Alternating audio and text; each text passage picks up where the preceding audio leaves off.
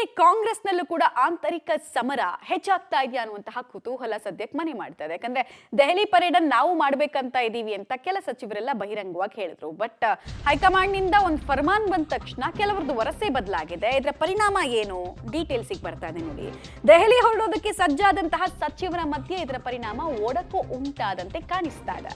ದೆಹಲಿ ಪ್ರವಾಸಕ್ಕೆ ಸತೀಶ್ ಜಾರಕಿಹೊಳಿ, ಮಹದೇವಪ್ಪ ಅವರು ಬ್ರೇಕ್ ಹಾಕಿದ್ದಾರೆ. ಸದ್ಯಕ್ಕೆ ಮುಹೂರ್ತ ಚೆನ್ನಾಗಿಲ್ಲ, ಬೇಡ ಹೋಗೋದು, ಶುಭ ಮುಹೂರ್ತ ಶುಭಗಳಿಗೆ ನೋಡ್ಕೊಂಡು ಹೋಗೋಣ ಅಂತ. ಆದ್ರೆ ದೆಹಲಿಗೆ ಹೋಗ್ಲೇಬೇಕು ಅಂತ ಹಠ ಹಿಡಿದಿದ್ದಾರಂತೆ KN ರಾಜಣ್ಣ. ಹೋಗ್ಬೇಕಾ ಬೇಡವಾ ಅನ್ನೋ ಗೊಂದಲದಲ್ಲಿ ಪರಮೇಶ್ವರ್ ಅವರಿದ್ದಾರೆ. ಯಾವ ಕಡೆಗೆ ಒಲವು ಅನ್ನೋದು ಅವ್ರಿಗಿನ್ನೂ ಡಿಸೈಡ್ ಮಾಡೋದಕ್ಕಾಗಿಲ್ಲ, ಡಿಸಿಷನ್ ತಗೊಳಕ್ಕಾಗಿಲ್ಲ. ಇಬ್ಬರು ಸಚಿವರ ಯೂಟರ್ನ್, ರಾಜಣ್ಣ ಅವರು ಅಸಮಾಧಾನಗೊಂಡ್ರ ಅನ್ನೋದು ಕುತೂಹಲ.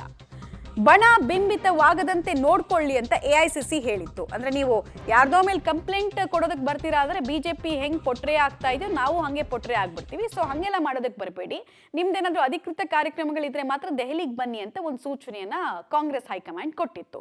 ಇದರ ಬೆನ್ನಲ್ಲೇ ಕೆಲ ಸಚಿವರ ವರಸೆ ಬದಲಾಗಿದೆ. ಇದು ಕೆಲವರಿಗೆ ನುಂಗಲಾರದ ತುಪ್ಪವಾಗಿ ಪರಿಣಮಿಸಿದೆ. ಅದರಲ್ಲೂ KN ರಾಜಣ್ಣ ಅವ್ರದ್ದು ಆಟಿಟ್ಯೂಡ್ ನಮಗೆ ಗೊತ್ತು, ಏಕ್ ಮಾರ್ ದೋತು ಕೂಡ ಅನ್ನೋ ರೀತಿ ಇರ್ತಾರೆ ಅವರು. ಸೊ ಅವರಿಗೆ ಇಟ್ಟ ಹೆಜ್ಜೆಯನ್ನ ಹಿಂದಕ್ಕಿಡಬೇಕು ಅಂತ ಹೇಳಿದ್ರು, ತಾತ್ಕಾಲಿಕವಾಗಿ ಹೇಳಿದ್ರು. ಅವರು ಒಪ್ಪುವಂತಹ ಮನಸ್ಥಿತಿಯಲ್ಲಿ ಸದ್ಯಕ್ಕಿಲ್ಲ. ಹೀಗಾಗಿ ಒಮ್ಮತ ಮೂಡ್ತಾ ಇಲ್ವಂತೆ. ಈ ಒಮ್ಮತ ಇನ್ಯಾವ ಬಿರುಕಾಗಿ ಪರಿಣಮಿಸುತ್ತೆ?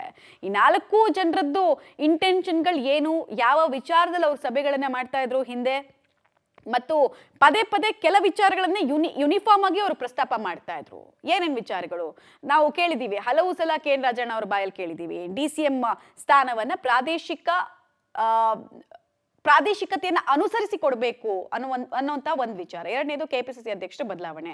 ಇದೆಲ್ಲದಕ್ಕೂ ಕೂಡ ಒಮ್ಮತ ಹಾಕೋರು, ಧ್ವನಿಗೂಡಿಸೋರು ಈಗ ಹಿಂದಕ್ಕೆ ಹೋದ್ರೆ ಸಹಜವಾಗಿ ಅವರಿಗೆ ಬೇಸರ ಆಗುತ್ತೆ. ಈ ಬೇಸರವನ್ನು ಹೆಂಗ್ ಸರಿಪಡಿಸ್ಕೊಳ್ತಾರೆ? ಒಗ್ಗಟ್ಟು, ಕ್ರಾಂತಿ ಮಾಡೋದಕ್ಕೆ ಹೊರಟವರಲ್ಲಿ ಒಗ್ಗಟ್ಟು ಅನ್ನೋದು ತುಂಬಾ ಇಂಪಾರ್ಟೆಂಟು.